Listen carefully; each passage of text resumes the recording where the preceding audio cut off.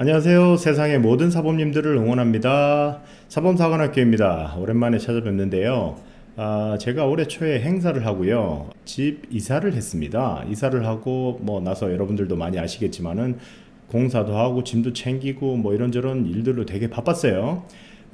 그러던 와중에 알고 계시던 구독자분들 많으니까 전화들을 상당히 많이 받았는데요. 살아있느냐, 어떻게 잘 지내느냐, 형님 잘 지내세요, 이런 식으로 전화를 받았고, 또 어떤 질문, 그러니까 궁금한 게 많으니까 질문하신 분들도 계신데, 질문들에 대한 대답이 여러분들께서, 사부님들께서, 관장님들께서 필요로 하시는 정보일 가능성이 높아서 제가 이렇게 마이크를 켜고 여러분들한테 다시 인사를 하게 된 겁니다. 질문들을 잠시 소개를 해보면요.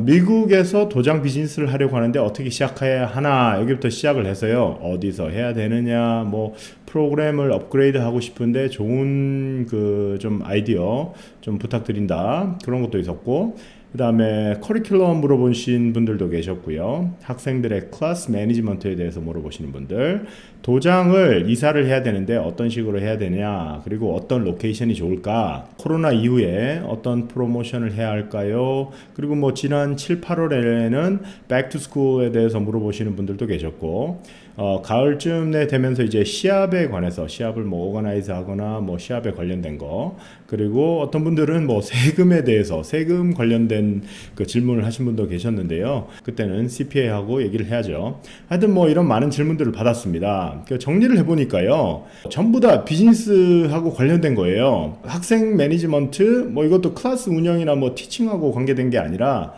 비즈니스하고 관련된 그런 것들이었습니다. 그래서 제가 그때마다 이런저런 예를 들고 이론들을 조금 설명을 해드리고요. 제가 알고 있는 범위 내에서. 그러면서 제가 좀 느낀 게 있어요. 왜 비즈니스를 설명을 해 주려면은 이론에 대해서 설명을 해 드려야 되잖아요. 그러다 보니까 이게 질문에 대한 즉각적인 답변이 아니고 어쩌다 보니까 막 삼천포로 빠져요. 엉뚱한 얘기만 막 한다는 느낌이 있죠. 필요한 얘기인데. 그러다 보니까 이해하기가 좀 힘든 분들도 계셨고, 아니면은 좀 이야기가 좀 길어지는 그런 경우가 있었던 것 같은데, 비즈니스를 설명하는 것 자체가요, 1 플러스 1은 2다. 이거를 설명하기 위해서 1이라는 숫자, 엘레멘트죠. 2라는 숫자, 또 다른 엘레멘트잖아요. 그 다음에 플러스의 개념도 알아야 되고, 그 다음에 equals의 개념도 알아야지 이게 다 설명이 되는 거잖아요. 간단한 예로. 그래서 기본 이론을 먼저 설명을 하고, 제가 알고 있는 실전을 좀 설명해 드리고 그랬는데, 경험이 많으신 분들은 이해를 잘 하시는 경우가 좀 많았었던 것 같아요. 그런 질문들을 하시던 분들 중에 도장을 어떻게 시작하나 하시는 분들은 주로 이렇게 30대 사범님들, 후배 사범님들 많았고요. 그분들에게 전해드린 제 대답은 먼저 비즈니스 플랜을 세우십시오. 그랬더니 비즈니스 플랜? 네, 알겠습니다. 그리고 연락이 없으신 분들도 계셨고, 어떤 분들은 어떻게 하나요? 제가 잘 모르는데 이거 이렇게 하는 게 맞나요? 라고 다시 물어봐 주시는 분들도 계셨고, 그런 분들은 지금, 도장을, 오픈을 하셔가지고 지금 잘 하시는 걸로 제가 알고 있습니다. 아무튼 그때마다 제가 답변을 나름 친절하게 좀 해드렸던 것 같은데, 그러면서 또 하나 느낀 게, 이거를 그때마다 상황에 맞게 이렇게 하라고 말씀드리는 것보다는 제가 차라리 알고 있는 전체를 설명을 해주는 것도 좋을 것 같다는 생각을 했어요. 그러면서 저도 옛 기억을 끄집어내서 공부도 좀 하고요. 제가 곰곰이 이렇게 좀 생각을 해보니까 왜 이렇게 비즈니스 관련된 질문들이 많나, 안타깝게도 미국의 태권도장 비즈니스만을 전문적으로 배울 수 있는 길은 경험하고, 그러니까 본인이 사범 생활을 하든 공부를 하든 경험하고, 그다음에 본인 스스로 또 이렇게 지속적인 그런 공부, 이런 거밖에 없다고 생각해요. 태권도학과 한국에서 전공하신 분들께서는 도장 경영론을 배우는 학교도 있을 거고 안 배우는 학교도 있을 것 같은데, 이 도장 경영론도 비즈니스 이론에서 파생된 거지요. 뭐 그렇기 때문에 기본적으로 해야 될 거는 경제 이론에 대한 어떤 오버뷰, 그리고 이미 전공을 공부를 하신 분들은 리뷰가 좀 필요하다는 생각을 해보고요. 업데이트도 해야 되겠죠. 최근에 뭐 이렇게 좀 바뀐 상황들이 많으니까. 그래서 이런저런 여론 플러스 제 생각을 종합을 해서 미국 도장 경영에 대해서 한번 공부를 해보는 시간 한번 마련을 해보고자 하는데요. 제가 생각하는 그 비즈니스는 그 다른 요소들하고 유기적인 관계를 맺고 있어요. 도장 비즈니스는 커리큘럼, 그리고 본인의 그 가지고 있는 그 비즈니스 모델, 살고 있는 지역, 그리고 사범님과 관장님의 철학, 그리고 또 뭐 본인이 원하는 그 도장의 그림이 있잖아요. 그런 형태가 복합적으로 이루어졌을 때 어떤 그 도장의 그 색깔이 나온다고 저는 생각을 하거든요. 그게 그 도장 비즈니스 방향성을 결정하는데 상당히 중요한 그런 도구가 되는데, 앞서 말씀드렸지만은 미국 도장 경영론을 잘 배울 수가 없었던, 그런 기회가 잘 없었던 것 같아요. 그 이유가 뭐냐면 한국에서 대학을 다닐 때 그런 뭐 도장 경영론 수업을 들으면 한국 도장에 그 좀 국한된 그런 게 많잖아요. 그 미국 도장 경영론이 아니잖아요.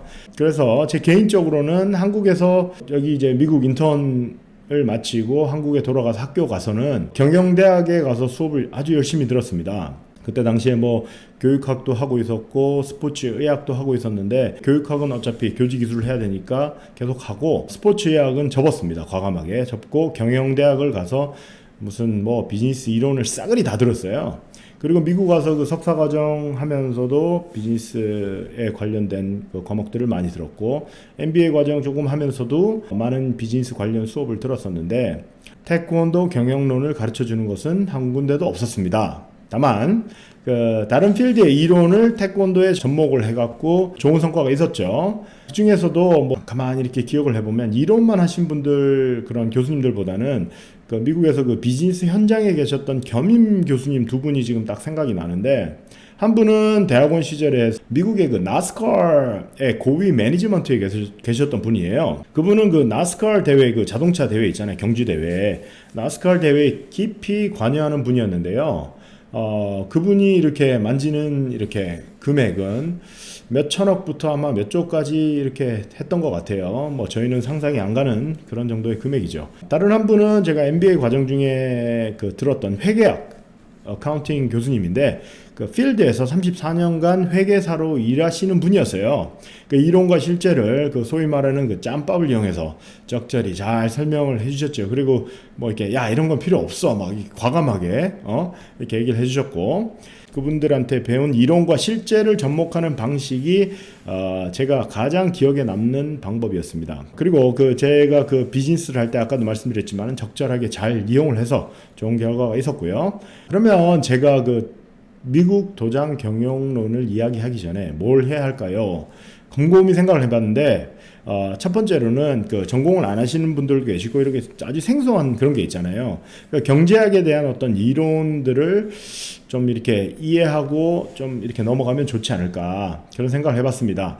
그래서 제가 이런저런 자료를 찾아보고 예전에 봤던 그 텍스트북 책들도 많이 보고 나름대로는 여러 가지 준비를 했는데, 뭐 이렇게 또 막상 마이크를 켜고 제가 또 이렇게 얘기를 하니까 이렇게 쉽게 튀어나오지 않는 게 있어요. 그러니까 뭐 시간이 좀 지나면 나아지겠죠. 제가 여러분들한테 좀 소개시켜 드리고 싶은 유튜브 영상이 있는데요. MIT 대학에서 오픈 클래스가 있는데요. 세계 석학들이 가르치는 클래스를 들을 수가 있습니다. MIT뿐만이 아니고 뭐 하버드도 있고 뭐 다른 그런 뭐 아이비리그 스쿨들, 거기에 그 요즘은 오픈 클래스 열풍이에요. 공부하고 싶은 사람은 오히려 모티베이션 돼가지고 열심히 공부해서 그 학교에 들어갈 수도 있잖아요. 하여튼 뭐 툴은 좋은 것 같아요. 아무튼 뭐 그걸 보면서 제가 느끼는 건데, 그 미국 학생들도 참 똑똑하고 교수님들도 열정 가득하신 것 같고요.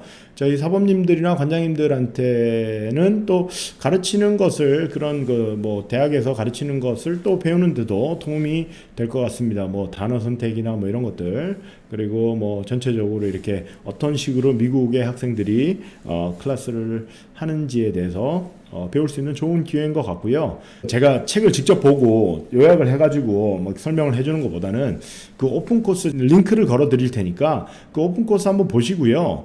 뭐 영어가 잘 되시든 안 되시든 간에 그냥 보시면 좋을 것 같아요. 뭐 그림도 나오고 말도 나오고 웃기는 얘기도 나오고 막 그래요. 그거를 제가 이제 어떤 식으로 할 거냐면 앞서 말씀드렸지만은 도장의 환경에 맞게 어차피 태권도 경영론을 가르쳐 주는 데는 없어요.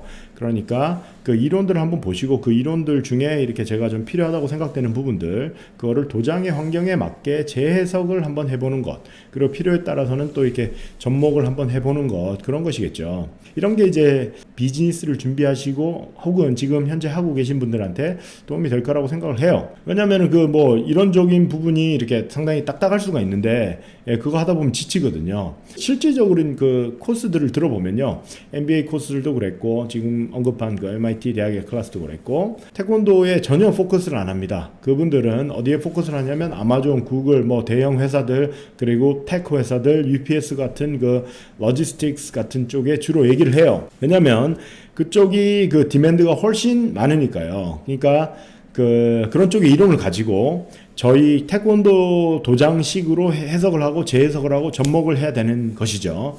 한 예로 제가 MBA 과정 중에 그 배운 건데요. UPS 배달 차량 있죠. UPS 딜리버리 차량은 가능하면 우회전을 한다고 합니다. UPS 차량이 시간을 단축을 하잖아요. 그러면 회사의 이익하고 직접적인 관계가 있어서 왜 좌회전을 하면 신호등도 기다려야 되고 뭐 그런 게 많으니까 가능하면 우회전을 하기 위해서 시간을 최대한 단축하는 게 수익의 극대화를 가져간다는 그런 이론이지요. 딜리버리가 지연이 될수록 하루에 할 일을 이틀에 하게 되고 그러면 많은 시급을 줘야 되고 이게 뭐 차가 뭐 한두 대도 아니고 전국에 10만 대, 20만 대 막 돌아다니니까 이게 모이면 엄청 크겠죠. 하루 그러니까 1시간 1분 1초가 이게 회사의 수익성과 상관이 있는 거죠. 그 시간을 그 수학적으로 계산하는 게 기말 시험이었는데요. 수학 못하는 저로서는 거해까지 받아가면서 엄청나게 고생을 했던 기억이 있습니다. 그 기억이 저한테는 상당히 그 좀 챌린지였고요. 그때 얻은 아이디어가 뭐냐면 이게 효율성의 최대화 뭐 그런 아이디어를 얻은 거예요. UPS가 우리가 뭐 생각하기에는 그냥 뭐 왼쪽 집 갔다 오른쪽 집 갔다가 뭐 이렇게 하면 될 것 같은데 그게 아니고 가능하면 계속 그 동선을 그려놓고 가능하면 오른쪽으로 이렇게 턴하게 한다는 거죠.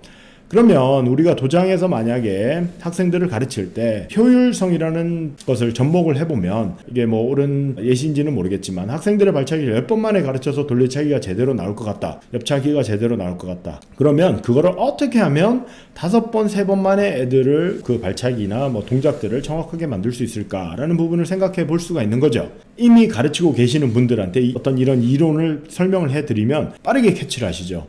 그리고 그와 연관해서 많은 질문들을 해주시고요. 그래서 여러분들이 그 남겨주시는 코멘트도 참 중요할 것 같아요.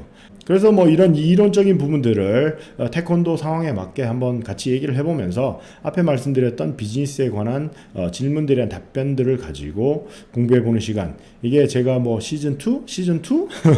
시즌2를 시작하는 그 이유가 아닐까 하는 것 개인적인 생각입니다. 앞으로는 간단하게 생각을 정리해서 이런 식으로 녹음을 할 거고요. 그 편집이 너무 많으면 저도 뭐 시간적으로 부담이 되고 그리고 그렇게 부담이 되다 보니까 본의 아니게 뭐 이렇게 오랜 시간 영상을 못 올리게 됐는데 생각을 그냥 이렇게 심플하게 하니까 그냥 이렇게 또 시작이 되네요. 여기까지 들으셨으면 아시죠? 구독, 좋아요 한번 눌러주시고 같이 열심히 한번 공부하도록 하겠습니다. 자, 오늘도 좋은 하루 되시길 바라고요. 들어주셔서 감사합니다. 예, 좋은 하루 되세요.